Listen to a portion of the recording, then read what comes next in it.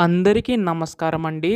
ఆంధ్రప్రదేశ్ రాష్ట్ర వ్యాప్తంగా ఉన్న పెన్షన్‌దారులకు అయితే ప్రభుత్వం అయితే ఒక గొప్ప శుభవార్త అయితే చెప్పిందనమాట. ఈసారి కొత్తగా ఎవరైతే పెన్షన్ అప్లై చేసుకోవాలనుకుంటున్నారో వారైతే అప్లై చేసుకోవచ్చనమాట. అలాగే ఈసారి వీరికైతే పెన్షన్ రాదని చెప్పేసి అన్నాను కదా! ఎవరు వారు ప్రతీదీ కూడా ఈ వీడియోలో కంప్లీట్‌గా డీటెయిల్‌గా తెలుసుకుందామండి.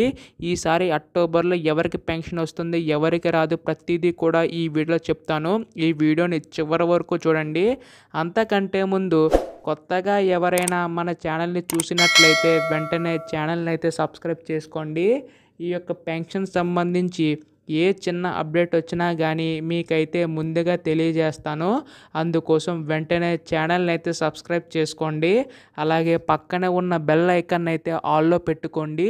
అప్పుడే మీకు ప్రతీదీ కూడా తెలుస్తుంది. ఇంకా ఆలస్యం చేయకుండా వీడియోలోకి అయితే వెళ్ళిపోదాం. ఇప్పుడున్న పెన్షన్దారులకు కొత్త పెన్షన్ ఎవరైనా అప్లై చేసుకోవాలనుకుంటే చాలామంది అయితే ఎదురు చూస్తున్నారు. దీనికి సంబంధించి శుభవార్త అయితే రావడం అయితే జరిగిందనమాట. మీరైతే అప్లై చేసుకోవచ్చు.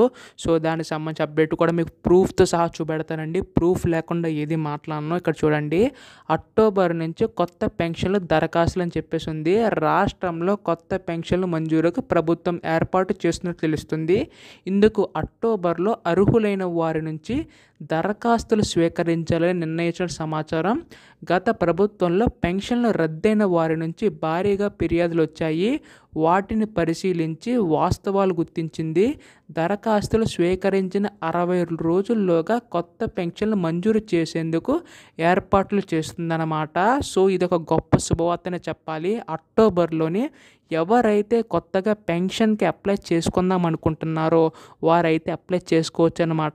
అప్లై చేసిన తర్వాత 60 రోజుల్లోగా మీ యొక్క పెన్షన్ సంబంధించి అప్లికేషన్ అయితే పూర్తయిపోతుంది. అప్పుడు మీకైతే ఈ యొక్క కొత్త పెన్షన్లు అయితే మంజూరు చేయడం అయితే జరుగుతుందన్నమాట. కాకపోతే ఈసారి వీరికైతే రాదనమాట. ఎవరికైతే మీకు నోటీసులు వస్తాయి వాళ్ళకైతే రాదు. ఎందుకంటే బోగస్ పెన్షన్లు అన్నీ కూడా రద్దు చేయడం అయితే జరుగుతుంది. ఇప్పటికే ప్రభుత్వం దగ్గర అంతంత మాత్రాల నిధులు అయితే ఉన్నాయి. కాకపోతే ఈసారి ఏంటంటే ఎవరైతే కరెక్ట్గా అర్హులు ఉంటారో కేవలం వారికి మాత్రమే పెన్షన్ అందేలాగైతే రాష్ట్ర ప్రభుత్వం అయితే అందించనుందండి. అయితే బోగస్ పెన్షన్ అంటే ఫేక్ సర్టిఫికేట్ కానీ లేదంటే ఈ యొక్క కారు ఉన్నా కానీ లేదా స్థలం సంబంధించి లేదంటే ఇన్కమ్ అంటే ఆదాయం ఎంతో లిమిట్ దాటినా కానీ మీకైతే ఈ పెన్షన్ అనేది కట్ చేయడం అనేది జరుగుతుంది. అందుకే మీకు ఈ నోటీసులు అనేవి రావడం అయితే జరుగుతుంది. అయితే ఇప్పుడు వీళ్ళు పెన్షన్ అర్హులు ఉన్నా కానీ అనర్హులు గుర్తించారని చెప్పి కొంతమంది అడిగితే మాత్రం మీరు కూడా అప్లై చేసుకోవచ్చు అనమాట. ఒకవేళ మీకు కనుక తీసేస్తే మీరు పక్కా ఆధారాలతో మీ దగ్గర మీరు అర్హులు పెన్షన్ సంబంధించి మీరు అనుకుని అప్పుడు పెన్షన్ సంబంధించేది మీరు అప్లై చేసుకుంటే అప్పుడు మళ్ళీ మీకైతే ఇస్తారనమాట. ఈ విధంగా అయితే రాష్ట్ర ప్రభుత్వం అయితే తెలపడం అయితే జరిగింది. దీనికి సంబంధించి గైడ్లైన్స్ కూడా మనకి అక్టోబర్లో వెల్లడించే అవకాశం ఉందండి.